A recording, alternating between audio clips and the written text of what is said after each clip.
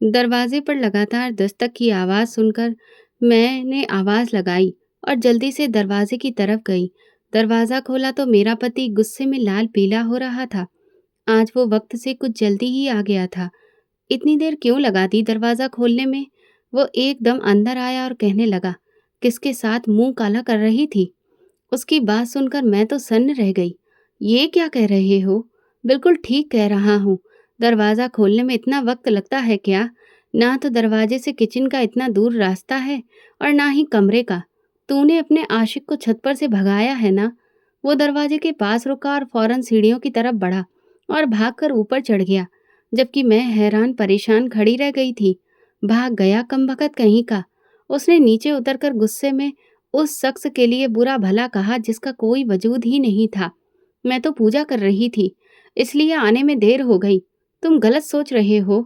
मैंने अपनी सफाई देने की कोशिश की तो उसका हाथ घूमा और उसने एक जोरदार थप्पड़ मेरे मुंह पर दे मारा। मैं अचानक हुए हमले से लड़खड़ा गई और दीवार से जा टकराई। मैं मुंह पर हाथ रखकर हैरानी से उसे देखने लगी। कुछ ही समय में ये शख्स किस कदर बदल गया था। ये वो आदमी तो नहीं था जो मेरी मोहब्बत का दम भरता था। मेरी माँ तेरे बारे में सही कहती थी। तेरे सारे तौर तरीके बाजारू औरतों के जैसे हैं। मैं ही कम अकल था जो मैंने अपनी माँ की बात पर भरोसा नहीं किया। उसने गुस्से से वापस पलटकर जमीन पर पांव पटका और अंदर की तरफ चला गया, जबकि मैं रोती हुई दीवार के साथ लगी जमीन पर बैठ गई थी।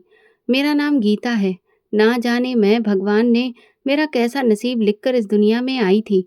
पैदा हुई तो माँ इस दुनिया से चली गई। माँ की ममता का एहसास क्या होता है, ये मैं कभी जान ही नहीं पाई। मेरा गम ज़्यादा दिन तक पापा के दिल में नहीं रहा और जल्दी ही उन्होंने दूसरी शादी कर ली। पापा ने दादी और सब रिश्तेदारों से ये कहा कि वो दूसरी शादी सिर्फ अपनी बच्ची के लिए कर रहे हैं, ताकि उसे माँ का प्यार और अच्छा पालन पोषण मिल सके। लेकिन सौतेली माँ के आने के बाद वो खुद भी मेरे सगे नहीं रह सके। मैं साथ साथ अपने प्यार और अहमियत से भी महरूम हो गई। इस तरह पापा की दूसरी शादी सुकून का कारण बनने की जगह मेरी जिंदगी में और ज़्यादा मुश्किलें ले आई थी। सौतेली माँ ने मुझे कभी दिल से अपनाया नहीं। उसके लिए मैं सिर्फ और सिर्फ एक बोझ थी, जो उसे ना चाहते हुए भी निभाना पड़ रहा था। वो अक्सर मुझे ताना देती, ये कितनी मनहूस लड़की है, पैदा होते ही अपनी माँ को खा गई। मेरे नन्हे से दिल पर ये शब्द तीर बनकर लगते थे, लेकिन मैं खामोश रहती। मैं अक्सर सोचती थी कि मैंने तो कभी अपनी सौतेली माँ के साथ कुछ भी बुरा नहीं किया, फिर वो क्यों मुझे इस कदर नफरत करती हैं। मैं हमेशा कोशिश करती कि उनकी नज़रों में अच्छी बनूं, लेकिन मेरी कोई भी बात उन्हें कभी खुश नहीं कर पाई थी। अगर कभी घर में कोई दिक्कत हो जाती, तो वो तुरंत मुझे ही कसूरवार ठहराती। उनके तानों और नफरत भरे व्यवहार ने मेरे दिल पर गहरी चोट लगाई थी, लेकिन मैं खामोशी से सब कुछ सहती रही, क्योंकि मेरे पास और कोई रास्ता नहीं था। मेरा बचपन दूसरों के बच्चों की तरह खुशियों से भरा नहीं था। मुझे खिलौनों की जगह ताने मिले, मोहब्बत की जगह नफरत। जब दूसरे बच्चे स्कूल जाते, मैं घर के कामों में लगी रहती। अगर कभी बच्चों के साथ खेलने चली जाती तो सौतेली माँ को बहुत बुरा लगता और वो जी भरकर मुझे बुरा भला कहती। इस समय पापा का किरदार सिर्फ एक खामोश तमाशा देखने वाले इंसान का था। पापा ने कभी मेरी तरफदारी में एक शब्द तक नहीं कहा था और ना कभी उन्हें समझाने की कोशिश की थी। उस वक्त मेरी बूढ़ी दादी ही मेरा एकमात्र सहारा थी और उस तपती धूप में वो मेरे लिए घनी छांव जैसी थी। जब भी सौतेली माँ के ताने मेरे दिल को कचोटते, दादी की गोद में मुझे पनाह मिल जाती। उनके झुर्रियों से भरे हाथों का एहसास मेरे दुखों का मरहम बन जाता। वो मुझे अच्छी अच्छी कहानियाँ सुनाती, जिंदगी के सबक देती और हमेशा ये समझाती कि सब्र और हौसला ही इंसान का सबसे बड़ा हथियार होता है। उनकी मोहब्बत में वो मिठास थी जो मेरे दुख को कुछ वक्त के लिए भुला देती थी। दादी की बातों से मुझे सुकून मिलता, जैसे कोई थक हार कर मुसाफिर घनी छाँव में दम भरकर सुस्ता ले। मेरी दादी बड़ी ही नेक और धार्मिक औरत थी। वो भगवान में विश्वास करती थी, पूजा पाठ करती थी और उन्होंने मुझे भी ये सब सिखाया था। मुझे पढ़ने का बहुत शौक था। मैं हमेशा सोचती थी कि पढ़ लिख कर अपनी ज़िंदगी बदलूंगी, लेकिन सौतेली माँ ने मेरी पढ़ाई भी छुड़वा दी थी। उनका कहना था कि लड़कियों को पढ़ लिख कर क्या करना है, आखिरकार उन्हें चूल्हा ही संभालना होता है। उन्होंने मेरी किताबें छीनकर बर्तन और झाड़ू पकड़ा दिए थे। मैं घर का सारा काम करती, बहुत थक जाती, तो दादी की गोद में लेट जाती। थोड़ा बहुत हिंदी लिखना पढ़ना मुझे दादी ने ही सिखाया था। मैं चुपके चुपके मोहल्ले की लड़कियों से पुरानी किताबें लाकर अपना पढ़ने का शौक पूरा कर लेती थी। मुझे जब भी मौका मिलता, मैं अपनी किताबें निकाल कर बैठ जाती और उन्हें पढ़ती रहती। मैं एक-एक किताब को कई बार पढ़ चुकी थी। स्कूल तो मैं नहीं जा सकी, लेकिन कुछ न कुछ शब्दों को जोड़कर पढ़ना मैंने ज़रूर सीख लिया था। इस तरह वक़्त गुज़रता गया। गुज़रते वक़्त के साथ मैंने सहना सीख लिया था। अब मुझे माँ के तानों से ज़्यादा तकलीफ़ नहीं होती थी। शायद मैं इस माहौल की आदी हो चुकी थी। मैं जवानी की दहलीज पर कदम रख चुकी थी, लेकिन घर का माहौल और सौतेली माँ का व्यवहार आज भी वैसा ही था। बल्कि अब तो सौतेली माँ मुझसे दिन ब दिन और ज़्यादा नफ़रत करने लगी थी। वो हर वक्त मौके की तलाश में रहती कि किसी बहाने मुझे अपनी जान छुड़ा सके। मैंने उन्हें अक्सर पापा से ये कहते सुना था, गीता के लिए कोई रिश्ता देखो और उसे घर से विदा करो। अब बस, मैं ये सब और ज़्यादा बर्दाश्त नहीं कर सकती। पापा ने मन मारकर मेरे लिए जल्दी ही एक रिश्ता देख लिया था। हालांकि मेरी उम्र ही क्या थी, सिर्फ 18 साल, और पापा ने मुझे 10-12 साल बड़े शख्स से ब्याहने का फैसला कर लिया था, जो पहले ही अपनी एक पत्नी को तलाक दे चुका था। अरे, उसकी तो बड़ी सी अपनी दुकान है, जो खूब चलती है। पैसे की कोई कमी नहीं है, बस कमी है तो एक अच्छी औरत की जो उसका घर संभाल सके। उसका नाम सुरेश है। सुरेश की पहली पत्नी ने खुद उसे तलाक लिया था, जबकि सुरेश तो बड़ा ही अच्छा इंसान है। उसने तो दहेज लेने से भी मना कर दिया है। अपनी गीता वहाँ बड़ी खुश रहेगी। पापा दादी को सुरेश की खूब तारीफें सुना रहे थे। देखो रामचंद्र, हमारी गीता तो खुद अभी ना समझ है, शादी की जिम्मेदारियां कैसे उठाएगी। दादी ने पापा को समझाने की कोशिश की। सारी जिंदगी का बड़ा ये फैसला होता है। इतनी जल्दी गीता की शादी करने की क्या जरूरत है? इसकी कौन सी उम्र निकलती जा रही है? दादी का लहजा मोहब्बत और फिक्र से भरा था। उनकी बातों में एक माँ के जैसा दर्द था। उन्होंने मेरी सौतेली माँ को भी समझाने की कोशिश की। शादी ब्याह के रिश्ते सब्र और सोच समझकर किए जाते हैं। अगर शादी करनी भी है तो कोई गीता के जोड़ का रिश्ता देखो।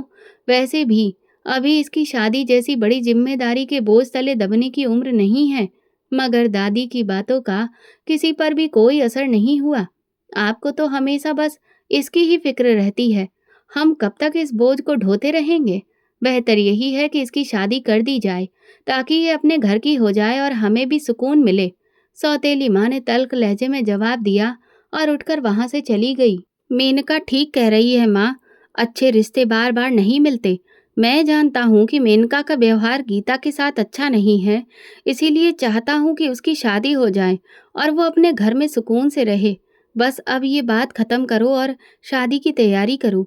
इसके सिवा कोई उपाय नहीं है। पापा ने भी दादी की बात को नज़रअंदाज करके अपना फैसला सुना दिया था। दादी के चेहरे पर मायूसी और बेबसी साफ दिखाई दे रही थी, मगर वो मेरे सामने खुद को मजबूत जताने की कोशिश कर रही थी। रात को दादी ने मुझे अपने पास बिठाकर समझाया था, गीता मेरी बच्ची, मैं जानती हूँ कि ये सब तुम्हारे लिए मुश्किल है। अपना घर छोड़कर जाना आसान नहीं होता, लेकिन सब्र करना।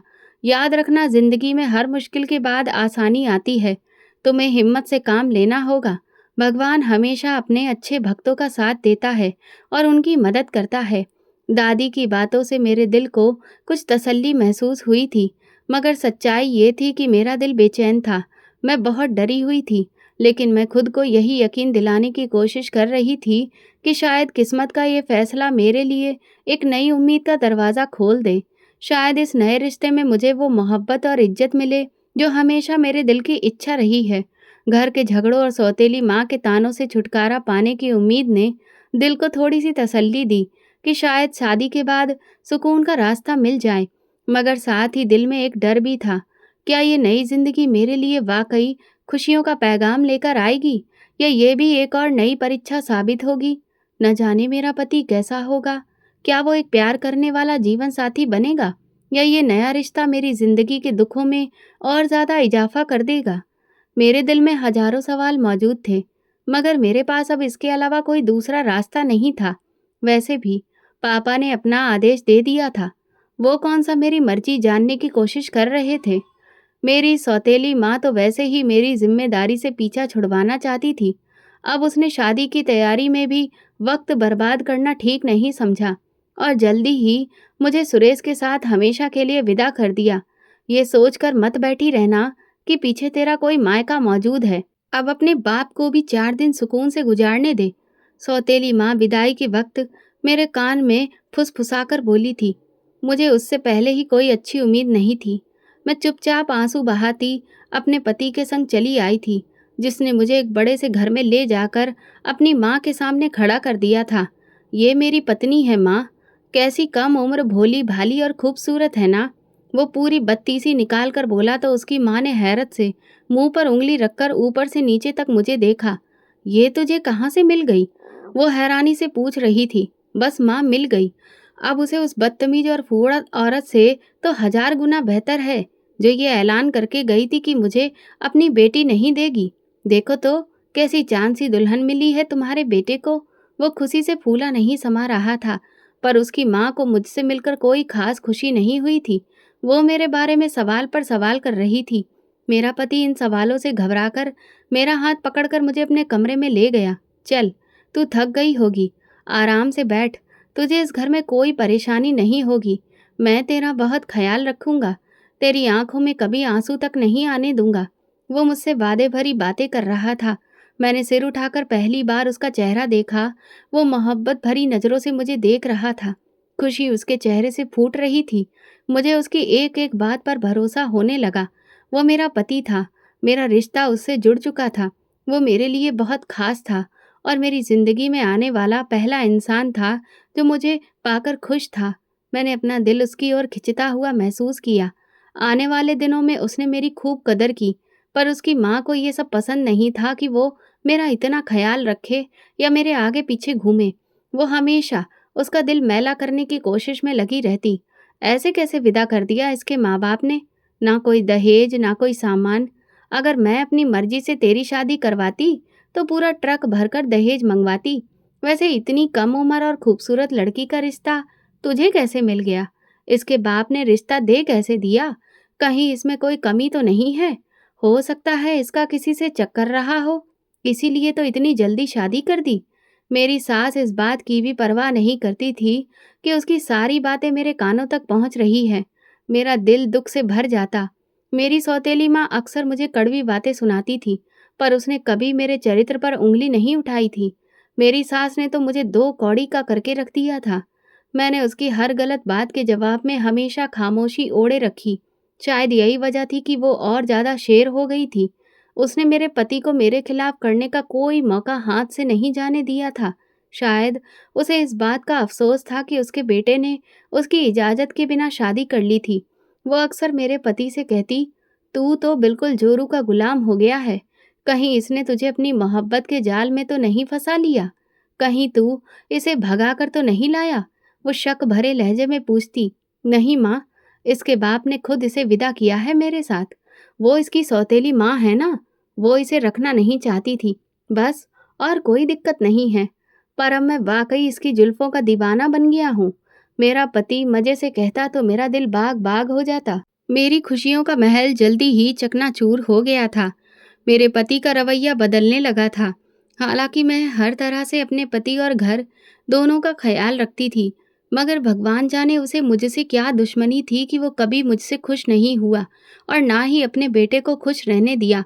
शादी के शुरुआती दिनों का खुमार उतरने लगा था और मेरे पति का असली रूप मेरे सामने आने लगा था। ये शादी मेरी मुश्किलों का अंत नहीं, बल्कि एक नई कठिन राह की शुरुआत साबित हुई। मेरा पति कुछ समय में ही बिल्कुल बदल गया था। शायद उसने अपने ऊपर कोई खोल चढ़ा रखा था, जो अचानक उतर गया था। मेरा पति एक घमंडी और शक करने वाला इंसान था। वो मेरी हर बात में कमियां ढूंढता और बिना वजह मुझ पर शक करता। जरा जरा सी बात पर उसका मूड खराब हो जाता और वो गुस्से में मार पीट पर उतर आता। कभी खाने में स्वाद ना होने पर गुस्सा करता, तो कभी किसी अजनबी की नज़र मुझ पर पड़ जाने को बहाना बनाकर झगड़ा शुरू कर देता। मेरी सास को भी चैन मिल गया था। वो अपने बेटे को समझाने की बजाय उसे और ज़्यादा बढ़ावा देती थी, लेकिन मेरी सास को मुझ पर जुल्म करने का ज़्यादा मौका नहीं मिल सका। एक दिन वो अचानक भगवान को प्यारी हो गई, मगर जाने से पहले अपने बेटे के दिल में मेरे खिलाफ नफरत का बीज बो गई थी। मुझे अपने पति से मोहब्बत थी क्योंकि वो पहला शख्स था जिसने मुझे अपनी ज़िंदगी में शामिल होने पर भले ही कुछ समय के लिए ही सही इज्जत और अहमियत दी थी। मुझे नहीं पता था कि वो इतनी जल्दी, इतना ज़्यादा बदल जाएगा। मैं अपने पति का घर छोड़कर कहीं जा भी नहीं सकती थी। पापा के घर वापस जाकर सौतेली माँ के ताने सुनने से बेहतर था कि मैं अपने पति के जूते खा लूँ। मैं हर जुल्म को सब्र और खामोशी से सहने की कोशिश करती रही। दिल में यही सोचती थी कि शायद वक्त के साथ उसका दिल नरम हो जाए या मेरा सब्र भगवान की नज़र में आ जाए और मेरी ज़िंदगी में कुछ आसानी हो जाए। मुझे अक्सर दादी की बातें याद आती। बेटी सब्र करो, हर मुश्किल के बाद आसानी ज़रूर आती है। इन्हीं शब्दों को अपनी ढाल बनाकर मैं हर दिन गुजारती रही। मगर पति का व्यवहार बुरे से बुरा होता चला गया। घर में कोई भी बात उसके गुस्से को हवा दे सकती थी और मैं हर मुमकिन तरीके से उसके गुस्से से बचने की कोशिश करती, मगर उसकी शक करने की आदत दिन ब दिन बढ़ती जा रही थी। ऐसा लगता था जैसे उसे कोई मानसिक परेशानी हो। रातों को रोते हुए मैं भगवान से दुआ करती कि कोई चमत्कार हो जाए और मेरा पति बदल जाए, लेकिन ऐसा कुछ भी नहीं हुआ। हर गुजरते दिन के साथ उसके बर्ताव में और ज़्यादा जुल्म आ गया था। बेशक घर में खाने पीने और सामान की कोई कमी नहीं थी, लेकिन उसके शक और बुरे स्वभाव ने मेरी जिंदगी बहुत मुश्किल कर दी थी। यकीनन उसकी पहली पत्नी ने भी उसे इसी वजह से तलाक दिया होगा, लेकिन मेरे पास तो कोई ठिकाना ही नहीं था। मैं कहाँ जाती, मेरे दिन रात इसी मुश्किल में गुजर रहे थे। मेरी शादी को 1 साल हो चुका था कि एक दिन दादी का देहांत हो गया। मुझे दादी के जाने का बहुत सदमा पहुंचा। मैं कई दिनों तक रोती रही, लेकिन फिर धीरे धीरे सब्र आ गया। दादी के होते हुए मैं कभी-कभी पापा के घर का चक्कर लगा लिया करती थी, लेकिन दादी के मरने के बाद मैं वहाँ कभी नहीं गई। पापा को तो शायद याद भी नहीं था कि उनकी कोई बेटी भी है। वो तो अपनी ज़िंदगी में ही मगन थे। शायद यही वजह थी कि मेरे पति की हिम्मत और बढ़ती जा रही थी। वो ये बात अच्छी तरह से समझ चुका था कि चाहे कुछ भी हो, मेरा उसके साथ रहना अब मेरी मजबूरी है। ये वक्त मेरे लिए लगातार कठिन परीक्षा का सफर था। हर दिन एक नया इम्तिहान लेकर आता और हर रात आंखों में आंसू लिए गुजरती। पति के बुरे व्यवहार और शक भरी बातों के बावजूद भी मेरे दिल में ये उम्मीद थी कि शायद एक दिन वो बदल जाए। सास के मरने के बाद मैं सोचती थी कि शायद अब पति का व्यवहार बेहतर हो जाएगा, लेकिन ऐसा कुछ नहीं हुआ। छोटी छोटी बातों पर झगड़ा करना, बात बात पर ताने देना रोज का सिलसिला बन गया था। मेरे सब्र का भी उस पर कोई असर नहीं हुआ। अब तो वो मुझे बच्चा ना होने का भी ताना देने लगा था।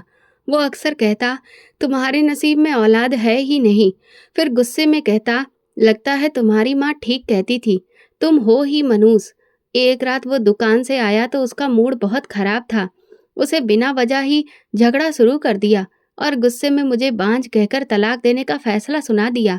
उसके शब्द तीर बनकर मेरे दिल में चुभ गए। मेरी आंखों के सामने अंधेरा छा गया। मुझ में कुछ भी कहने की हिम्मत बाकी नहीं थी।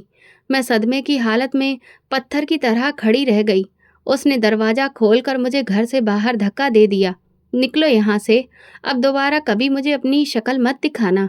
उसके शब्द सुनकर ऐसा लगा जैसे मेरी जिंदगी का आखिरी सहारा भी छिन गया हो। मैंने आंखों से बहते आंसुओं को पोंछा और घबराए दिल के साथ आसमान की तरफ देखा और धीरे से कहा, हे भगवान, मैं तेरे इस फैसले पर भी राजी हूँ। शायद ये भी मेरे नसीब का एक इम्तिहान है। मैं लगातार रो रही थी, लेकिन अंदर ही अंदर एक अजीब सा सुकून उतरने लगा था। दादी की आवाज़ मेरे कानों में गूंजने लगी, भगवान अपने भक्तों को उनकी हिम्मत से ज़्यादा मुश्किल में नहीं डालता। मुझे पापा के घर वापस जाने का ख्याल आया, मगर सौतेली माँ की तीखी बातें और ताने दिमाग में घूमने लगे। मैं जानती थी कि वहाँ मेरे लिए कोई जगह नहीं होगी। पापा के घर वापस जाकर मैं अपने आप को और ज़्यादा बेइज्जती में नहीं धकेल सकती थी। मैं यूं ही बिना किसी मकसद के सड़कों पर चलती रही और सोचती रही, अब मेरा ठिकाना कहाँ होगा। चलते चलते मैं एक मंदिर के सामने आ गई। मैं वहाँ जाकर बैठ गई। मैंने खुद को एक चादर से सिर से पाँव तक अच्छी तरह लपेट लिया और दीवार से टेक लगाकर बैठ गई थी। रोते रोते ना जाने कब मेरी आंख लग गई। कौन है रे तू? एक जोरदार आवाज़ से मेरी नींद खुल गई। मैंने नज़र उठाकर सामने देखा तो एक अधेड़ उम्र का आदमी खड़ा था। उसने लंबा सा चोला पहना हुआ था। गले में बड़े-बड़े मोतियों की माला थी और वो लाल आँखों से मुझे देख रहा था। शायद वो इस मंदिर के आस-पास ही रहता हो। मैं हैरानी से उसकी शक्ल देखती रही। बोलती क्यों नहीं? कौन है रे तू? कहाँ से आई है? उसने दोबारा सवाल दोहराया। मैं बहुत बुरी तरह घबरा गई थी। किशन, चुप हो जा, बच्ची डर गई है। मैं पता करती हूँ, एक बूढ़ी औरत ने कहा। अच्छे से पता कर लेना, संतोषी माँ आजकल बड़ी सख्ती में है। किशन ये कहकर वहाँ से चला गया। बूढ़ी औरत आकर मेरे पास बैठ गई। घर से भाग कर आई है क्या? उसने टटोलती हुई नज़रों से मुझे देखा। आशिक धोखा दे गया होगा तेरा? नहीं। मैंने तुरंत इनकार में सिर हिलाया। पति ने घर से निकाल दिया। क्या तू शादीशुदा है? बूढ़ी औरत ने हैरानी से पूछा। ए लड़की, झूठ मत बोलना। उसे मेरे शादीशुदा होने पर शक था। मेरी उम्र वैसे ही कम थी और ऊपर से इन 2 सालों में मैं और भी ज़्यादा कमज़ोर हो गई थी। मैंने बिना रुके उस औरत को अपने सारे हालात सुना दिए। मेरा कोई ठिकाना नहीं है अम्मा, जाऊँ तो कहाँ जाऊँ? सारी बात सुनकर उसने एक ठंडी सांस भरी। तू यहाँ आराम से रह, मेरी बच्ची, कोई तुझे कुछ नहीं कहेगा। अक्सर पुलिस पूछताछ करने आ जाती है तो थोड़ा ख्याल रखना पड़ता है। मैंने दरबार पर रहना शुरू कर दिया था। दिन में लंगर से 2 वक्त का खाना मिल जाता और रात को मंदिर के आंगन में सोने की जगह। ये जगह मेरे लिए दुनिया की नफरतों से दूर एक पनाहगाह बन गई थी। पेट भरकर खाना मिलता और कोई ताना भी नहीं देता था। संतोषी माँ मेरा ख्याल रखती थी। मुझे उनमें अपनी दादी का चेहरा नजर आता था, वही झुर्रियाँ लेकिन मेहरबान चेहरा। मेरे अलावा वहाँ और भी बेसहारा औरतें थीं। सुबह शाम यहाँ बहुत सारे लोग आते थे। कुछ लोग आकर प्रार्थनाएं करते, कुछ पूजा करते, कुछ मर्द और औरतें वहाँ भीख मांगते। कुछ औरतें ऐसी भी थी जिनका मकसद गलत होता था। कई औरतों ने मुझे भी परेशान करने की कोशिश की थी। अरे, यहाँ कहाँ बैठी है? हमारे साथ चलेगी तो तेरे वारे न्यारे हो जाएंगे। संतोषी माँ हर बार ऐसी औरतों को डांट कर भगा देती थी। निकल जाओ यहाँ से। क्यों परेशान कर रही हो बच्ची को? धीरे धीरे किशन को भी मेरी अच्छी फितरत का अंदाजा हो गया था। मैं ना भीख मांगती थी और ना किसी गलत काम में साथ देती थी। अक्सर लोग मेरे आगे कुछ रुपए रख जाते थे, लेकिन मैं वो भी नहीं उठाती थी। मुझे रुपए की तमन्ना नहीं थी। पेट भरने को रोटी चाहिए थी।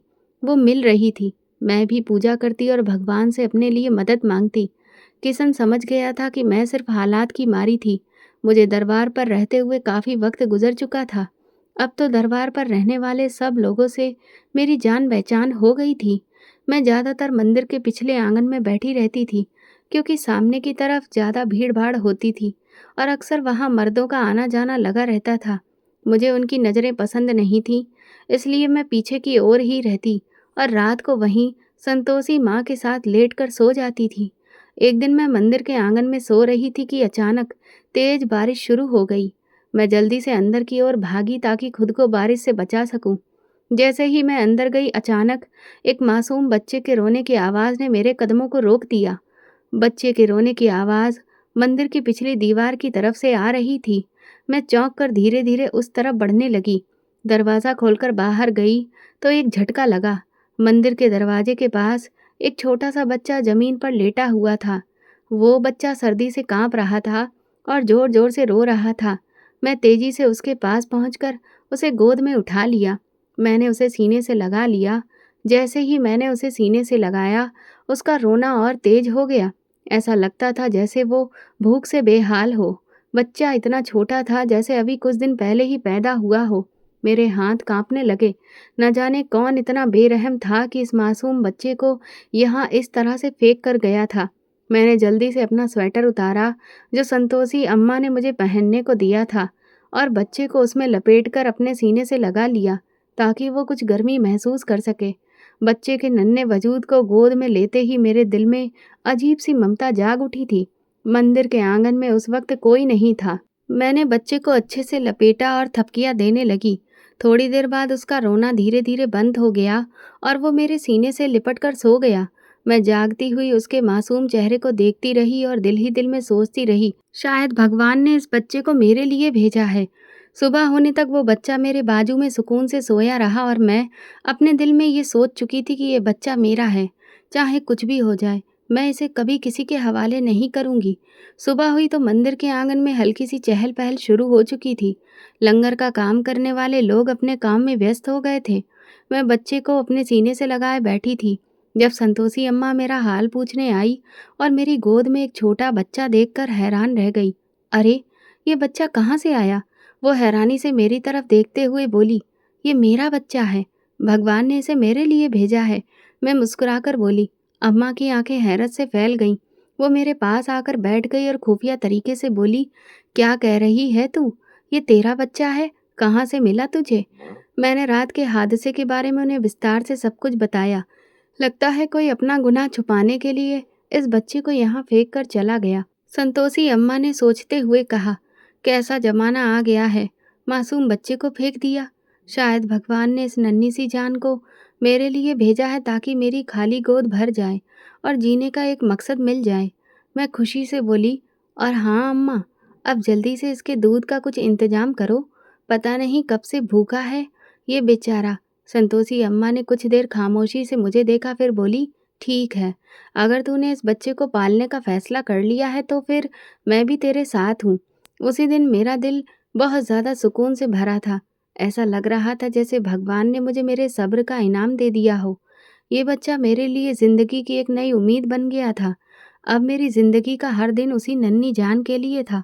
मैं उसे बहुत प्यार करती, उससे बातें करती, वो भी अपनी मासूम नज़रों से मुझे देखता और मेरी बातें सुनकर मुस्कुराने लगता, जैसे सब समझ रहा हो।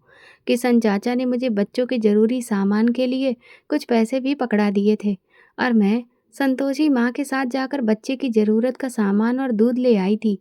इधर सिद्धांत नाम का शख्स गुस्से और सदमे में पागल हो रहा था। न जाने उसके नसीब में सुकून क्यों नहीं लिखा था। वो अस्पताल के कॉरिडोर में बेचैनी से चक्कर काट रहा था। उसके 2 दिन के बच्चे को किसी ने अस्पताल से अगवा कर लिया था। दूसरी तरफ उसकी पत्नी की हालत भी नाजुक थी। वो आईसीयू में थी। डॉक्टर उसे बचाने की भरपूर कोशिश कर रहे थे, लेकिन उसकी हालत लगातार बिगड़ती चली जा रही थी। जब सिद्धांत को बच्चे के अगवा होने की खबर मिली तो उसके पैरों तले से जमीन निकल गई। वो पागलों की तरह अस्पताल के हर कोने में दौड़ता रहा।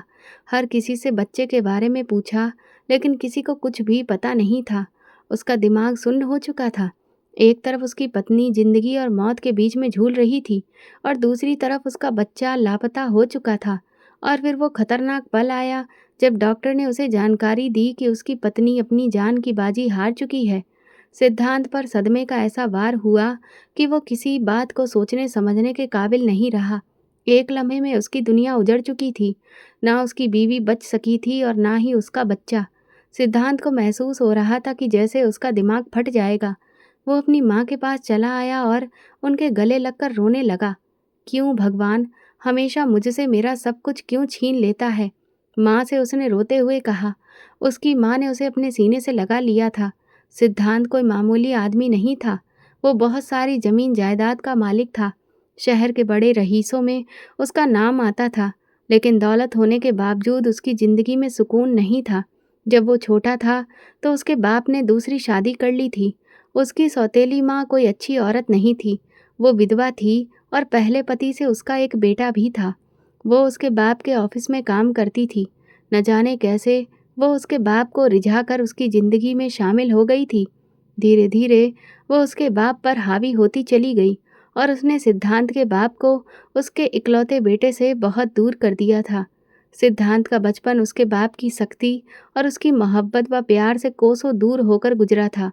उसके बाप का सौतेला बेटा सनी उसे घर में ठाठ से रहते हुए हर चीज़ से वंचित कर देता था।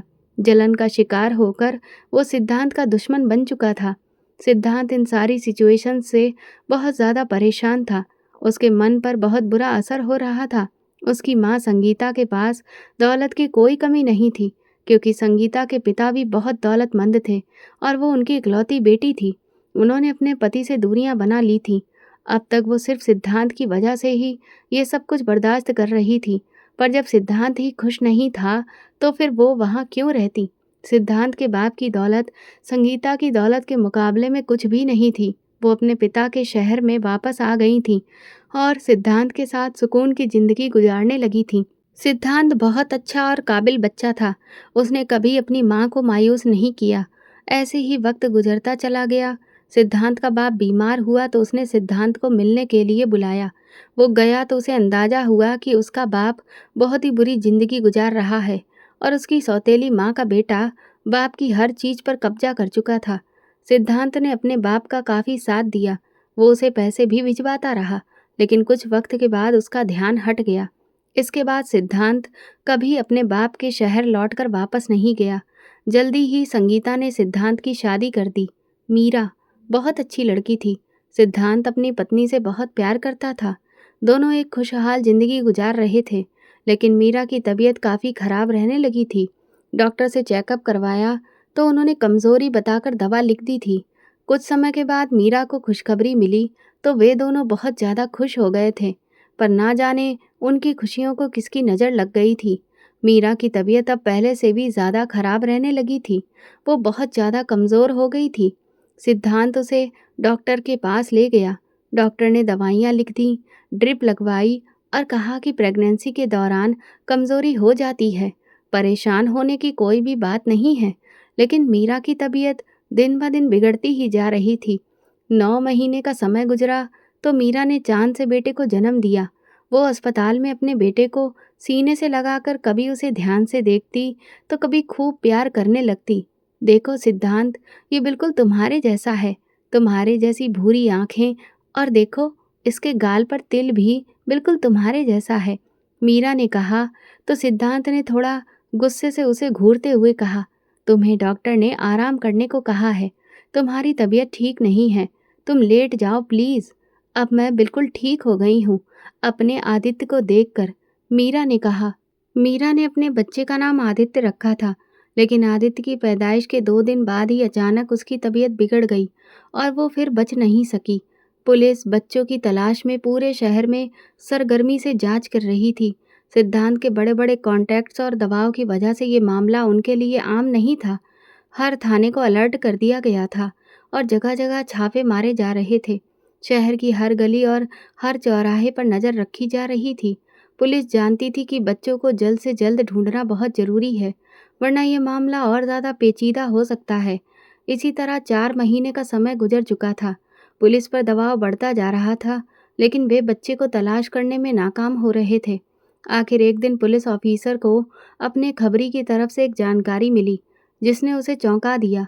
खबरी ने बताया कि मंदिर में एक औरत के पास अजनबी बच्चा है और मंदिर के लोग बताते हैं कि ये बच्चा उसका नहीं है। ये जानकारी मिलते ही पुलिस अफसरों में हलचल मच गई थी। इंक्वायरी टीम तुरंत मंदिर की तरफ रवाना हो गई। उनका भरोसा था कि शायद यही वो बच्चा है जिसकी तलाश में वे मारे मारे फिर रहे थे। पुलिस की गाड़ियां मंदिर के करीब पहुंच चुकी थीं और चारों तरफ से घेर कर मंदिर के अंदर दाखिल हो गईं। मंदिर के आंगन में उन्हें एक औरत बैठी नजर आई और वो बच्चा भी उसकी गोद में आराम से सो रहा था। पुलिस वालों ने आगे बढ़कर गीता से सवाल किया, ये बच्चा कहाँ से आया? क्या ये तुम्हारा है? गीता ने करुणा से कहा, हाँ, ये मेरा बच्चा है। भगवान ने इसे मेरी झोली में डाला है। पुलिस अफसर ने सख्ती से कहा, हमें सच्चाई बताओ। देखने में तो ये तुम्हारा बच्चा नहीं लगता। गीता ने जवाब दिया, यहाँ मंदिर के बाहर कोई इसे छोड़ गया था। मैंने इसे भगवान का तोहफा समझकर अपना लिया। ऑफिसर के चेहरे पर शक के बादल मंडराने लगे। उसने बच्चे को ध्यान से देखा। वो बच्चा वाकई किसी अमीर घराने का लगता था, साफ सुथरा और खूबसूरत। ऑफिसर ने कहा, सच सच बताओ, ये बच्चा तुमने कहाँ से अगवा किया है? गीता ने भर्राए स्वर में कहा, अगवा नहीं साहब, ये मेरा बच्चा है। भगवान ने इसे मेरी झोली में डाला है। ऑफिसर ने तंजिया हंसी के साथ जवाब दिया, बहुत कहानी सुना चुकी हो। तुम्हारी हालत बता रही है कि तुम जैसी औरत के पास ऐसा बच्चा नहीं आ सकता। सीधी बात करो, कहाँ से उठाया ये बच्चा? गीता की आंखों में आंसू भर आए। मैंने किसी का बच्चा नहीं उठाया साहब। ये बच्चा मंदिर के बाहर मिला था। मैंने इसे अपना नसीब समझकर अपना लिया। मगर पुलिस ऑफिसर ने उसकी बात सुनते ही कहा, तुम जैसे लोग यही करते हो। मासूम बच्चों को अगवा करके भीख मांगने या बेचने के लिए इस्तेमाल करते हो। तुम अकेली हो या पूरा गिरोह है तुम्हारा? सच सच बताओ। गीता ने बेबसी से कहा, भगवान की कसम, मैंने इसे अगवा नहीं किया है। मैंने सोचा कि भगवान ने मेरे अकेलेपन को भरने के लिए इसे मुझे दे दिया। ऑफिसर ने सख्ती से कहा, बस बस, अब ये बातें अदालत जाकर कहना। तुम पर बच्चा अगवा करने का इल्ज़ाम है और हमें ये बच्चा वापस इसके माँ-बाप तक पहुँचाना है। इस दौरान काफ़ी लोग जमा हो गए थे। किशन चाचा और संतोषी अम्मा भी आ गए थे। पुलिस वाले बच्चे को लेने के लिए आगे बढ़े तो गीता ने घबराकर उसे अपनी बाहों में छुपा लिया। ये मेरा बच्चा है, इसे मुझसे मत छीनो। ऑफिसर ने झल्लाकर आदेश दिया। इसे फौरन गाड़ी में बिठाओ। ये मामला हम थाने में जाकर देखेंगे। यहाँ काफ़ी भीड़ हो रही है। मैंने उन्हें सफाई देने की कोशिश की, मगर 2 पुलिस वालों ने मुझे दबोच लिया और बच्चा भी मुझसे छीन लिया। मैं बस चिल्लाती रह गई, ये मेरा बच्चा है, मैंने इसे अगवा नहीं किया। मगर पुलिस ने मेरी एक भी नहीं सुनी। मंदिर के लोग और संतोषी अम्मा भी गवाही दे रहे थे कि ये लड़की सच कह रही है, पर पुलिस वाले मुझे ज़बरदस्ती पकड़कर थाने ले आए। इधर सिद्धांत पहली नज़र में ही बच्चे को पहचान गया था, क्योंकि वो बच्चा बिल्कुल उसी की ही शक्ल का था। पुलिस ने बताया कि मंदिर पर मौजूद एक औरत ने बच्चा अगवा किया था और वो औरत पकड़ी जा चुकी है। जल्दी ही उसके बाकी के साथियों को भी पकड़ लिया जाएगा। सिद्धांत बच्चा लेकर अपनी माँ के पास चला आया। बच्चा जब उसने अपनी माँ के हवाले किया तो वो कहने लगी, बच्चा बहुत साफ सुथरा और सेहतमंद है। सिद्धांत, इसे देखकर तो लगता ही नहीं कि अगवा होने के 4 महीने के बाद वापस मिला है। लगता है जैसे माँ की गोद से ही उठाकर लाए हो। अपनी माँ की बात सुनकर सिद्धांत चौंक गया था। इसकी माँ तो इससे बहुत दूर जा चुकी है। माँ, सिद्धांत ने बच्चे के लिए एक आया का इंतजाम किया था। साथ में सिद्धांत की माँ भी बच्चे को संभाल रही थी, लेकिन बच्चा लगातार रोए जा रहा था। ना तो वो दूध पी रहा था, ना सो रहा था। वो सारी रात रोता रहा। अब तो सुबह होने वाली थी। सिद्धांत की माँ को लगने लगा कि उसकी तबीयत खराब है, शायद पेट में दर्द है। ऐसा करते हैं कि इसे डॉक्टर के पास लेकर चलते हैं। सिद्धांत ने परेशान होकर कहा, मुझे नहीं लगता कि मेरे बेटे को कोई तकलीफ है माँ। आप ये कैसी बातें कर रही हैं? अरे बेटा, अगर इसे तकलीफ नहीं होती तो वो आराम से अब तक सो गया होता ना। बेटा, बच्चा अपनी माँ के साथ सोता है। मुझे लगता है कि उसे उस औरत की गोद की आदत हो चुकी है, जिसके पास ये इतने समय से था। माँ, वो एक मुजरिम औरत है। उसने इतने समय तक मेरे बच्चे को मुझसे दूर रखा। मैं पल पल तड़पता रहा। मैं उसे कड़ी सजा दिलवाकर ही रहूँगा। सिद्धांत ने गुस्से से कहा। संतोषी माँ और किशन चाचा सिद्धांत के पास आए थे। सुबह होते ही वे थाने पर गए, पर पुलिस ने उन्हें गीता से मिलने नहीं दिया। वे सच्चाई बताने सिद्धांत के बंगले पर चले आए। साहब, मंदिर से कुछ लोग आपसे मिलने आए हैं। उसके नौकर ने बताया तो वो चौंक गया। उन्हें वापस भेज दो, मैं किसी से नहीं मिलना चाहता, उसने नौकर से कहा, पर उसकी माँ ने उन दोनों को अंदर बुला लिया था। साहब, वो बच्ची बेकसूर है। उसने आपके बच्चे को अगवा नहीं किया था। वो तो बेचारी खुद दुखों की मारी है। सिद्धांत ने सख्त नज़र से उन्हें देखा। पुलिस ने उसे बच्चे के साथ मंदिर पर पकड़ा हुआ पाया है। किशन चाचा ने ठंडी सांस लेते हुए कहा, साहब, अगर वो अगवा करने वाली होती तो 4 महीने तक इस बच्चे को अपने कलेजे से लगाकर क्यों रखती? अगवा करने वाले तो तुरंत बच्चों को आगे पहुंचा देते हैं। उसने तो आपके बच्चे को एक माँ की तरह संभाला है। वो लड़की खुद अपने गमों से लड़ रही है। वो बिल्कुल बेगुनाह है। आप उसे पुलिस से छुड़वा दीजिए। मेरा दिल ही मानने को तैयार नहीं है कि वो बेकसूर है। मैं तुम लोगों पर भरोसा नहीं कर सकता। हो सकता है कि तुम भी उसके साथ मिले हुए हो। सिद्धांत ने कहा तो वे दोनों मायूस होकर उठ गए। न जाने क्यों मुझे ऐसा लगता है कि ये दोनों गलत नहीं कह रहे। सिद्धांत की माँ ने कहा, माँ, आपको तो हर किसी पर रहम आ जाता है। चलो जल्दी करो, हमें अस्पताल भी जाना है। सिद्धांत ने कहा, डॉक्टर ने आदित्य का पूरा चेकअप कर लिया है। जरूरी टेस्ट भी हो गए हैं। डॉक्टर ने बताया कि बच्चे को कोई तकलीफ नहीं है। बच्चा बिल्कुल सेहतमंद और तंदुरुस्त है, लेकिन वो सारी रात रोता रहा। कई बार ऐसा होता है कि जगह या माहौल बदलने से भी बच्चे परेशान हो जाते हैं। आप फिक्र न करें, 1-2 दिन में ये ठीक हो जाएगा। लेकिन आदित्य लगातार रोता जा रहा था। पर अगली रात एक अजीब बात हुई। पुलिस ने उसकी घरेलू नौकरानी को रात के अंधेरे में किसी आदमी से मिलते हुए देखा था। अभी भी पुलिस के कुछ लोग खुफिया तौर पर सिद्धांत के घर की निगरानी कर रहे थे।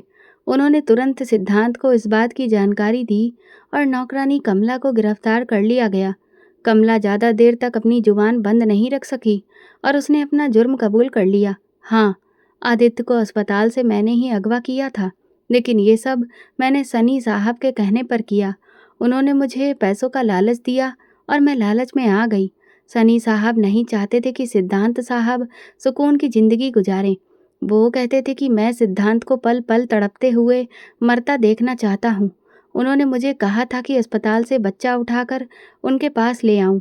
जब मैं बच्चा लेकर उनके पास पहुँची, तो उन्होंने कहा कि मैं इस बच्चे को नहर में फेंक दूँ या गला दबाकर मार दूँ, पर बच्चों को मारने की मुझ में हिम्मत नहीं हुई और मैं मंदिर के पिछले दरवाजे के पास बच्चे को रख आई।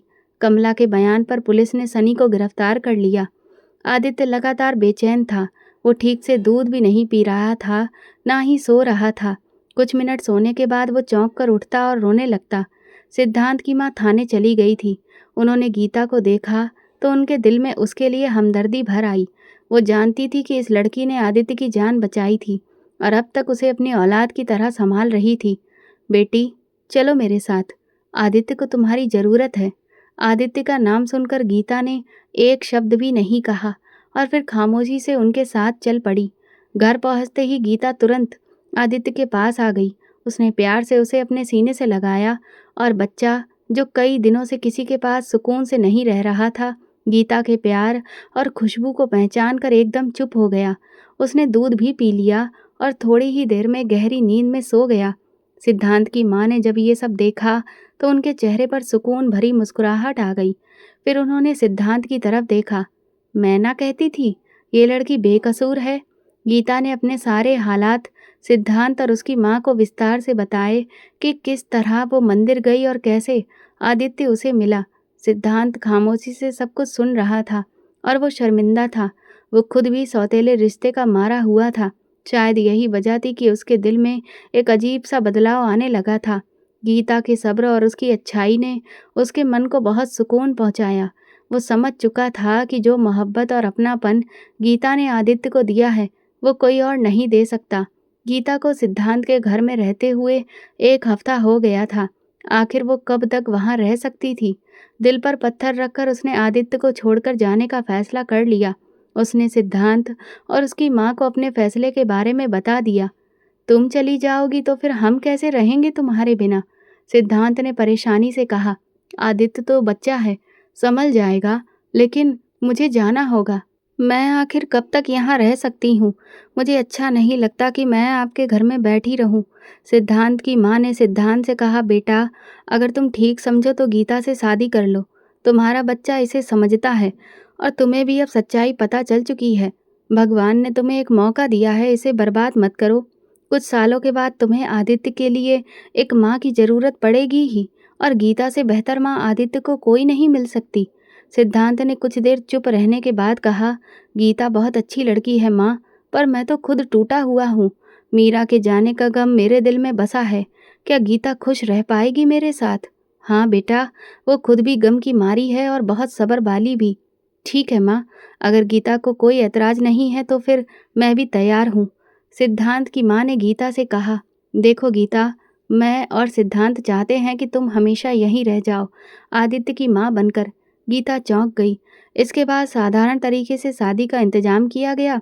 शादी के बाद गीता ने आदित्य को अपनी बाहों में उठाकर सीने से लगा लिया।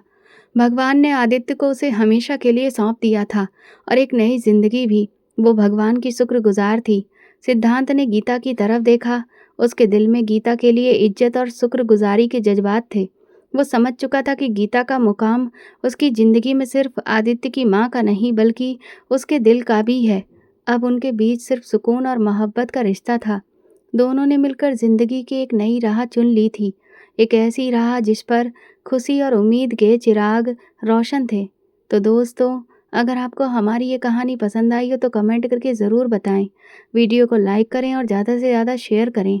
अगर आप चैनल पर नए हैं तो सब्सक्राइब ज़रूर करें और नोटिफिकेशन बेल दबाएं ताकि अगली अपडेट सबसे पहले आपको मिले।